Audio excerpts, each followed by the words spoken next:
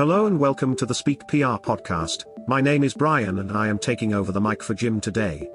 As always though, we are going to address how a business owner can notice using technology-augmented marketing. Today on the Speak PR Mastermind, Jim covered the perennial topic of how much content is enough to get audience engagement. This is where we are fortunate because the industry provides advice aplenty. So let's look at some of these and see if we can find a consensus. I think that the first thing to note is that there are plenty of metrics relating to external audiences, but when it comes to internal audiences and partner audiences, the data is less forthcoming. This is because internal tends to come under human resources and therefore doesn't come within the purview of public relations, although in our view every stakeholder which impacts the organization should be addressed. The other reason is that the lines are now not distinct with digital media consumed regardless of relationship with the company, and because team members and partners can amplify a message as readily as a customer. According to Statista, as of 2019, the average daily social media usage of internet users worldwide amounted to 144 minutes per day, up from 142 minutes in the previous year. This seems low in light of COVID, but long-term projections for social media use estimates the average adult will spend 6 years and 8 months of their life on social media.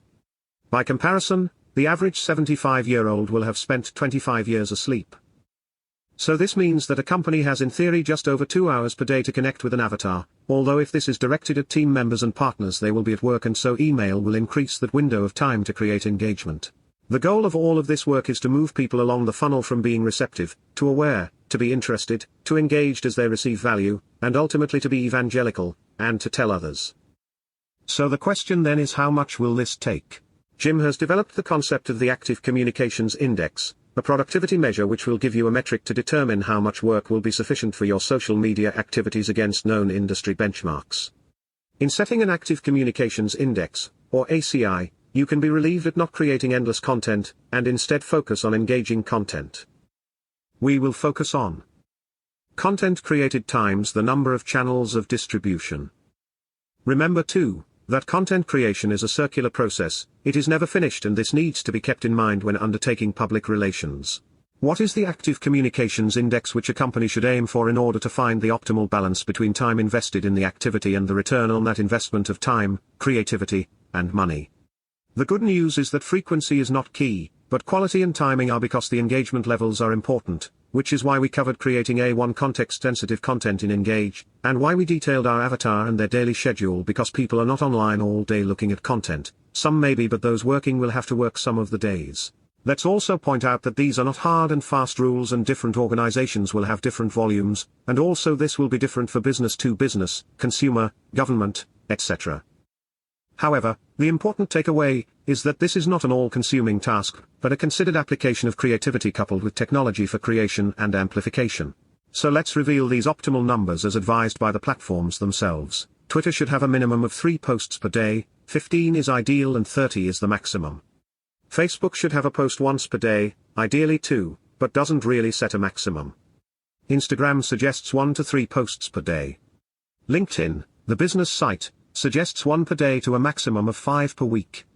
Pinterest suggests a minimum of 3 per day, ideal of 10 and maximum of 30. YouTube is a minimum of 1 per week. The truth is that these metrics are changing as the platforms change, but overall you will get the idea that this isn't about generating masses of content, but carefully curated high-value content for your audience, shared when they are looking for it on the platforms they are consuming information on. YouTube isn't mentioned in the same infographics, but the view seems to be 1 per week. The key again is consistency and quality, not volume in sporadic bursts. Apparently, Thursday and Friday are the best days to post to YouTube, which makes sense as it is often a Netflix or Amazon Prime alternative. On a cautionary note, oversupply can be detrimental to your well-being. HubSpot found that Facebook pages under 10,000 fans experienced a 50% drop in engagement per post if they posted more than once per day. Also, avoid sharing a number of posts in quick succession. Allowing at least 3 hours between posts, as too many updates is the #1 reason people unfollow fan pages. For email newsletters it is the same, too frequent and people can't consume it all, too infrequent and people lose the thread. So the next important point is to think about the time you share your posts. Sprout Social shared some charts on their website which illustrate that the time of day and day of the week will impact the performance of a post. Different days perform differently, and the same time on different days yield to differing levels of engagement. For example, Monday 8 o'clock has a higher engagement level than Tuesday at 8 o'clock, but Wednesday at 8 o'clock has the same as the Monday. In other words, people are perhaps catching up with their posts when they first get to work, and then on Tuesday focus on work first. So get those posts in on a Monday morning, but not on Tuesday, but schedule for the Wednesday instead. Now what about the team? The statistics on employee engagement show an alarmingly low level of internal communication within organizations. According to Gallup's State of the Global Workplace, 85% of employees feel disengaged in the workplace. Importantly, disengaged employees are simply bad for business. Employee engagement increases productivity to the tune of 21% higher profits per year. The data on internal communications is privately held, but also internal communications take place across various and often disconnected platforms. On the Speak PR Mastermind, Jim mentions platforms like Mo.work, but also community platforms like Tribe, which allow for building private communities for the staff. He recommends a daily message to the team and a weekly roundup to share key goals, successes and learnings. Let us also not forget the impact of trigger-based communications, for example recognition of an anniversary, an award, or just to inject some fun into the business. Right now, that's what everyone really needs too. Don't forget your partners. Finally, we mention the partners because the other companies can be a source of sales referrals.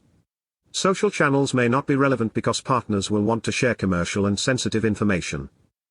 However, it is possible to use closed groups, e.g. on LinkedIn, but also to use email newsletters, for example issue, private videos hosted on Vimeo and partner webinars hosted on Zoom or MS Teams, or dedicated platforms like On24. In the UK, the business events industry was, pre-COVID, valued at £31.20 billion, and the meetings, incentives, conferences, exhibitions industry globally is a significant platform for partner marketing.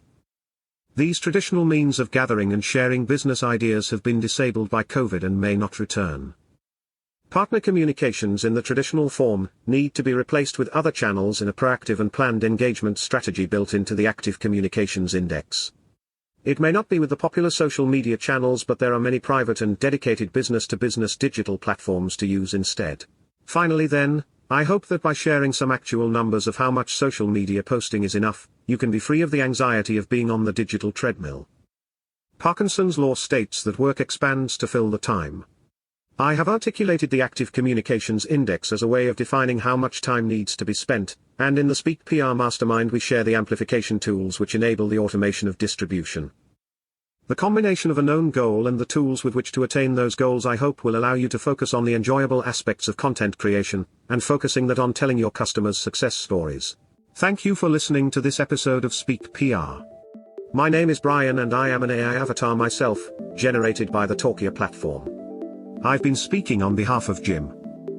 So until we meet again, Jim and I wish you good health, a profitable business, and that you relax and create only the content which you need as defined by the Active Communications Index.